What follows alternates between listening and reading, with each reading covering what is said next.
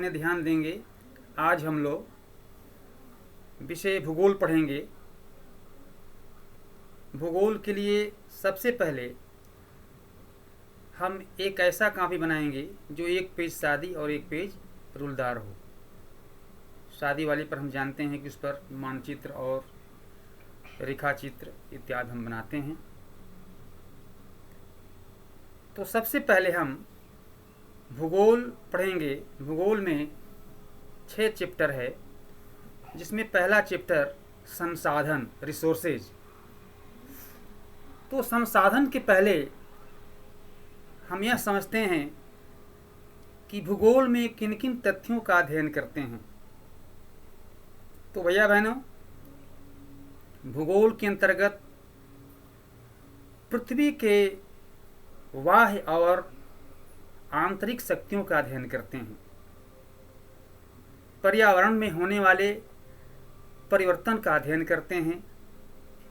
कब, कहाँ, क्यों, कैसे और क्यों, इसका अध्ययन करते हैं।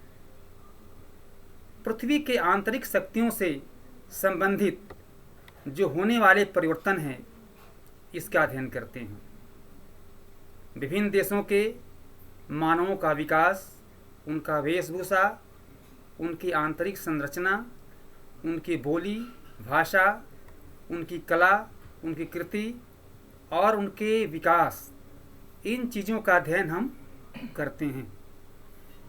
आइए संसाधन इस पार्ट का विकास करते हैं। संसाधन, रिसोर्सेज। तो संसाधन किसे कहते हैं?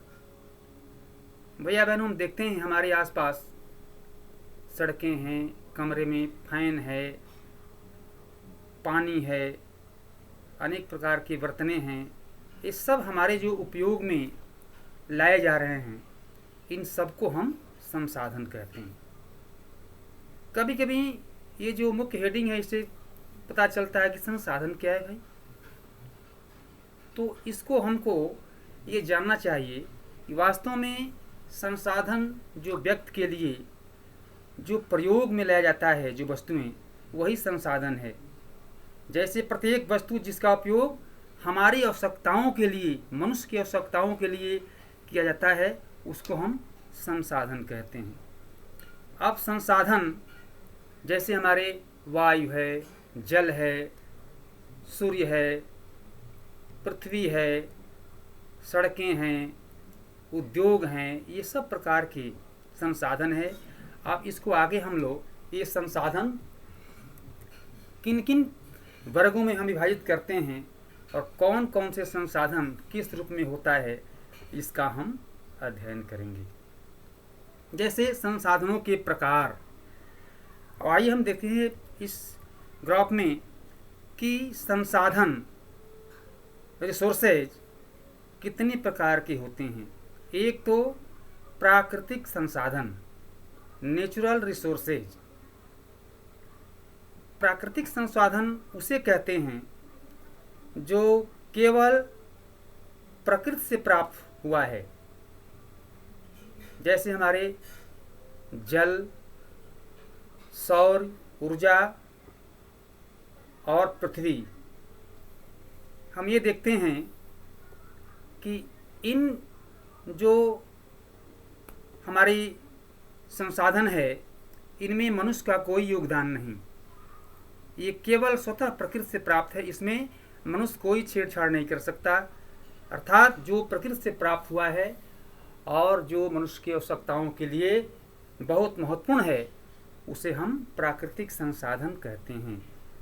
और ये मानव निर्मित संसाधन, मैन मेड, ह्यूमन मेड और मैन मेड रिसोर्सेज, जो संसाधन मनुष्यों के द्वारा, मानव के द्वारा बनाया गया है। जैसे मानव उद्योग करता है, सड़क बनाता है, पुल बनाता है, लोहा उद्योग करता है, इत्यादि जो हमारे संसाधन मनुष्यों के द्वारा जो उसमें बनाया जाता है, उसको हम मानव निर्मित, मैन मेड रिसोर्सेज कहते हैं। इस प्रकार से मानव संसाधन,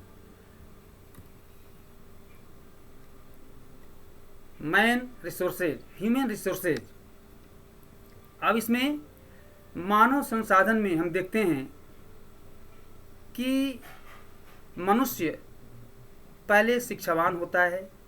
शिक्षा और स्वास्थ्य ये दो प्रकार के हमारे संसाधन। तो मनुष्य पहले शिक्षावान होता है। एक मनुष्य शिक्षा प्राप्त करके अपने दूसरे व्यक्तियों को कैसे शिक्षावान बनाता है और वह अपने संसाधन को कैसे संसाधित करके और उसका विकास कैसे, जैसे कोई व्यक्ति पढ़ा लिखा किसी ऐसे अधिकारी को बनाता है, किसी ऐसे फैक्ट्री में नियुक्त करने वाले जीएम का निर्माण करता है जो वहाँ अपने कार्य कौशल से अपने उस फैक्ट्री को उत्पादन बढ़ाता है और कार्यकुशल रूप में उस कार्य को करता है। जैसे कोई घर की महिला अच्छी पढ़ी लिखी हो तो अपने काम करने में बहुत दक्ष होगी और अपने बच्चों को भी पढ़ाने में सहयोग सहायता करती है।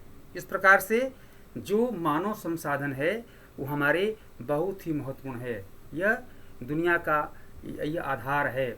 इस प्रकार से स्वास्थ्य, जैसे कोई पढ़ लिख करके डॉक्टर बनता है, वैद्य बनता है, वो अपने स्वास्थ्य की चिंता करते हुए और दूसरों के स्वास्थ्य को बचाता है। इस प्रकार से जैसे आप देख रहे हैं इस महामारी में हमारे डॉक्टर बंधु कैसे किन लोगों को वो किस प्रकार से अपने जान को हथेली पर रख करके और कैसे उनकी चिकित्सा सेवा शुश्रूषा करते हैं, यह एक सोचनीय बिंदु है।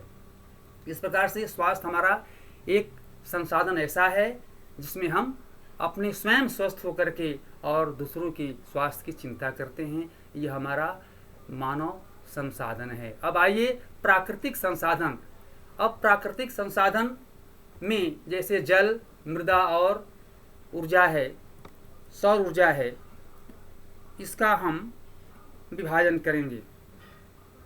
तो प्राकृतिक संसाधन भैया बहनों, नेचुरल रिसोर्सेज, ये दो प्रकार की है।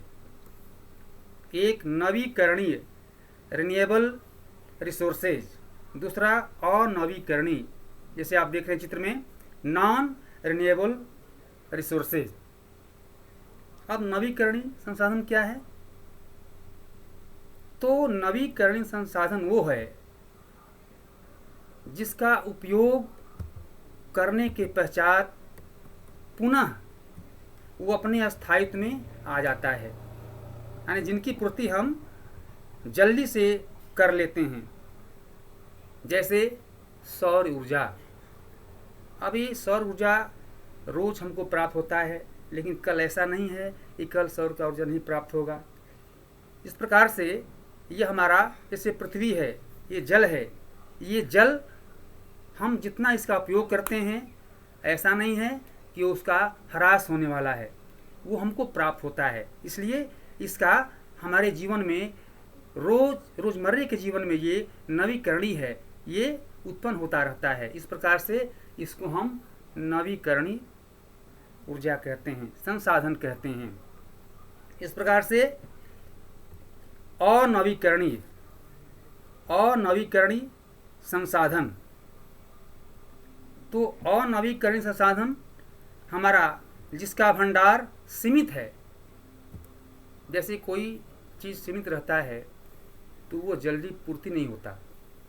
इस प्रकार से जिसका भंडार सीमित होता है और एक बार उपयोग करने के बाद वो बहुत चिरकाल के बाद, यानी कई वर्षों के बाद उसकी पुनः पूर्ति होती है, उसको हम अनवीकरणीय संसाधन कहते हैं। जैसे हमारा कोयला ले लीजिए। ये कोयला ऐसा संसाधन है जो जहाँ जिस प्रकार से कोयला पड़ा हुआ है, जिसका उपयोग हो रहा है, और उसका उपयोग होते होते फिर ऐसा नहीं है कि उसके स्थान पर पुनः कोयला फिर बन जा रहा है।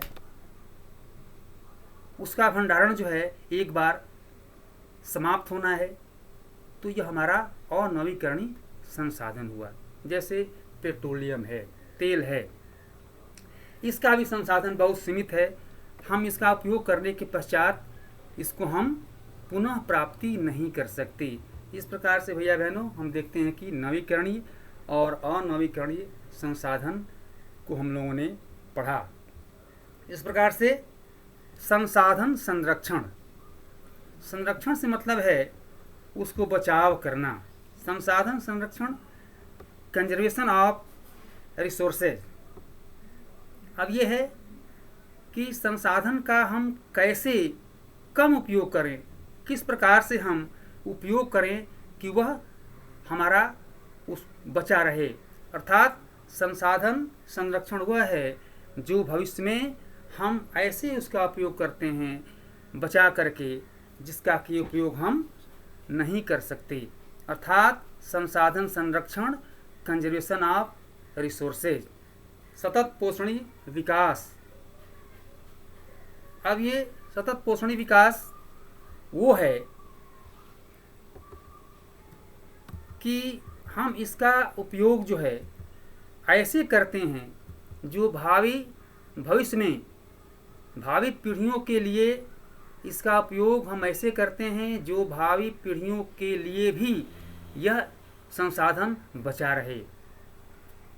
इसको हम सतत पोषणीय विकास करते हैं। अर्थात संसाधनों का उपयोग करने की आवश्यकता और भविष्य के लिए उनके संरक्षण में संतुलन बनाए रखना, इसको हम सतत पोषणीय विकास या संसाधन कहते हैं। संसाधनों के संरक्षण के अनेक तरीके हैं, जैसे उसका कम उपयोग करना और उसका पुनः उपयोग करना और उसका पुनः चक्रण करना। जैसे पुनः चक्रण का मतलब है कि हम कोई हमारा, जैसे हम देखते हैं कि कोई ये प्लास्टिक का चीज़ है, ये जो बेकार होता है, तो इसको हम देखते हैं कि ये कूड़े वाले, ये सब घूमने वाले इसको इकट्ठा करते हैं।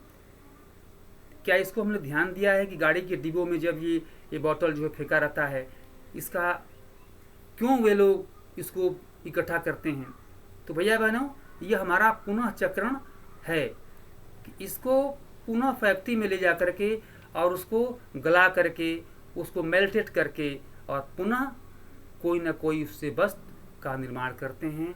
इस प्रकार से जो सतत पोषणीय विकास है, जो भविष्य के लिए हमारे जो सस्टेनेबल डेवलपमेंट है, तो इसको जो है हम कम उपयोग करके और उसका पुनः उपयोग करके और उसका हम पुनः चक्रण करके हम इस सतत पोषणीय विकास को हम समझ सकते हैं। भैया बहनों, हम इस पाठ को समझे होंगे कि संसाधन का विकास कैसे होता है और कौन कौन से मुख्य संसाधन है।